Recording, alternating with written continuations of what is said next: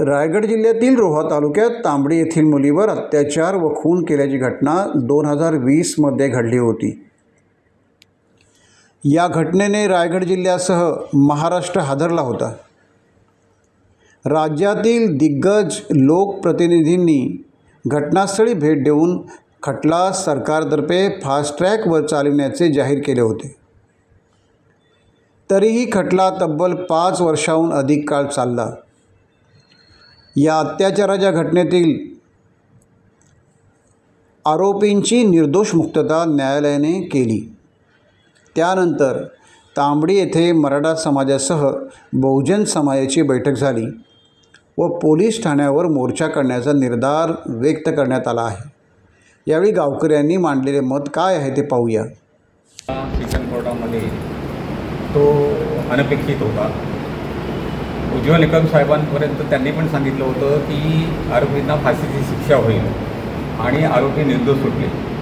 तरी आम्ही मराठा समाज आणि सकल बहुजन समाज यांना एकत्र घेऊन आत्ता नवीन आंदोलन करण्याच्या तयारीत आहोत। मंगळवारी आम्ही 13 तारखेला सकाळी 10 वाजता सर्वपक्षीय सर्व बहुजन समाज मिळून रोहा तालुक्यामध्ये नवीन जनआंदोलन चालू करणार आहोत आणि तो आम्हाला न्याय मिळेपर्यंत चालू राहील। होतं हे चुकीचं होतं। मी स्वतः गेली होती माणगावला 8 महिन्यापूर्वी। तेव्हा उज्ज्वल निकमने असं सांगितलं की 2 महिन्यांनी तुम्हाला पूर्ण निकाल लावून देतो म्हणून। पण ते असं झालं की आज किती महिने झाले त्या गोष्टीला। हे चुकीचं बोलणं झालं। आज मी स्वतः होती तिथे। त्या आमच्या पूर्ण घराची 5-4 लोक आयात झालेले आहेत। एवढं दुःख वाटतंय की आम्हाला हे न्याय मिळालाच पाहिजे। हा जो निकाल लागला तो तुम्हाला योग्य वाटते? योग्य नाही आहे। हे आम्हाला धक्का बसलेला आहे एक प्रकारचं। काय असेल मागणी सरकारकडे तुमची? आम्हाला त्यानंतर न्याय हे फाशीची सजाही व्हायलाच पाहिजे आणि निकाल हे चांगलं लागायलाच पाहिजे आम्हाला। आरोपीला जन्मठेप होणार। जन्मठेप ही पण आजकाल सुटण्याची नाही। एकदा जन्मठेप झाली का ती कायमची असते। मग असं शेवटच्या 6 महिन्यात असं काय घडलं 6 तारखेला शेवटच्या 3 तारखेला का निकालात संपूर्ण उलटा गेला। कुठेतरी हा जनआक्रोश करण्याची गरज आहे। कुठेतरी मोर्चा काढण्याची गरज आहे सर्वपक्षीय। कुठेतरी आंदोलन करण्याची गरज आहे। कुठेतरी सरकारला दाद देण्याची गरज आहे। सर्वांनी एकत्र येऊन हा खटला पुन्हा कसा असेल हायकोर्टामध्ये चालेल याची गरज आहे। आजपासून हायकोर्टाला सुट्टी पडलेली आहे। त्यामुळे 8 दिवसामध्ये का 15 दिवसामध्ये किंवा महिन्याभरामध्ये पुन्हा पेपर्स घेऊन सर्व नेत्यांची तटकरे साहेब असतील बाकी इतर नेते असतील यांना सगळ्यांची साथ घेऊन पुन्हा आपला एव्हिडन्स तिथं हायकोर्टामध्ये कसा आहे मगाशी तुम्ही बोलल्याप्रमाणे खरं आहे। खालचा दिलेला निकाल शक्यतो 80% तेच राहतो पण 20% चान्स आपल्याला नक्की आहेत ना। का 20% सोडावे आपण त्या ह्याच्यामध्ये?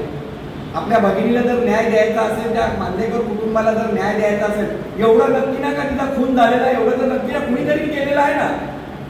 हे सगळं असताना कुठेतरी फॉरेन्सिक रिपोर्ट तरी त्या पद्धतीचा येणं गरजेचं होतं।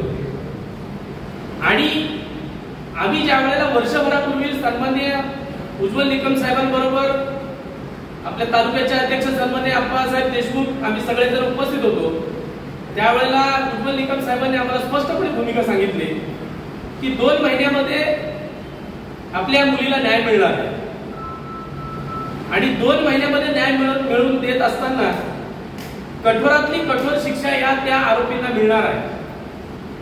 आणि हे 2 महिने उलटून जात असताना वर्षभरानंतर मात्र अशी एक घटना समोर येते आपल्या समोर की त्या आरोपींना निर्दोष मुक्तता हा एक आपल्या व्हॉट्सअपच्या माध्यमातून आपल्या सर्वांना प्रसार माध्यमांमध्ये समोर येते। त्यावेळेला मात्र कुठेतरी एक लक्षात येतं की आपला जरी सर्वांचा न्यायदेवतेवर विश्वास जरी असला तरी या न्यायदेवतावर विश्वास देत असताना न्यायदेवतेला दिलेले पुरावे मात्र ते चुकीच्या पद्धतीने कुठेतरी अपडेट झालेले असावे। मग त्यामध्ये आपण सर्वजणच पोलिसांना दोषी मानण्यात काही हरकत नाही।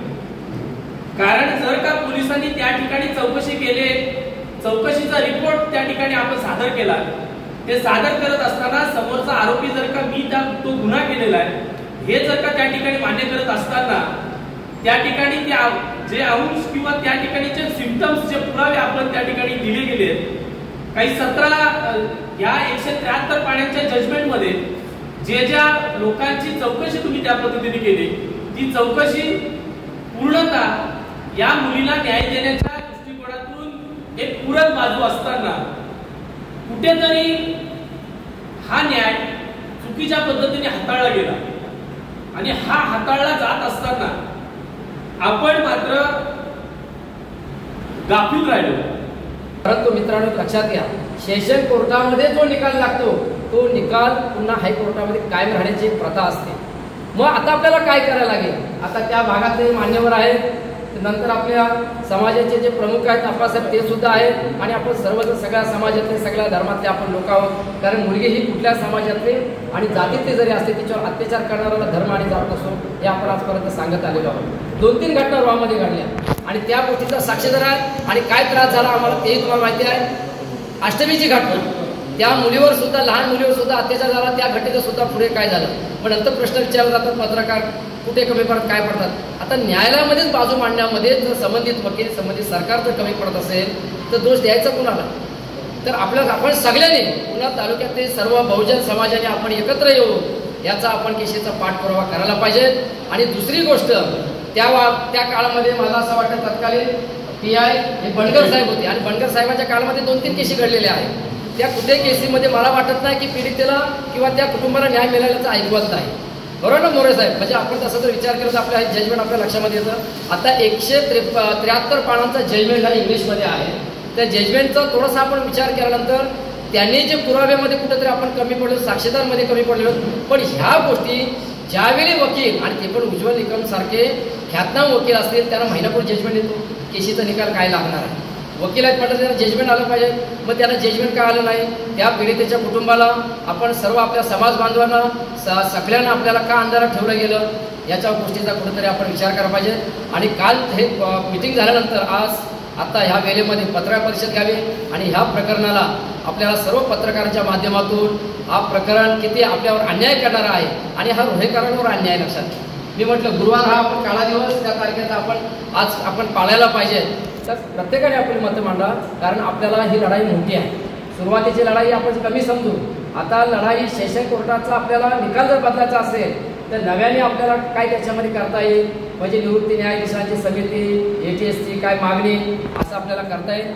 टाइम्स डिजिटलला लाईक करा, शेअर करा, सबस्क्राईब करा आणि बेल आयकॉन दाबायला विसरू नका. Times digital.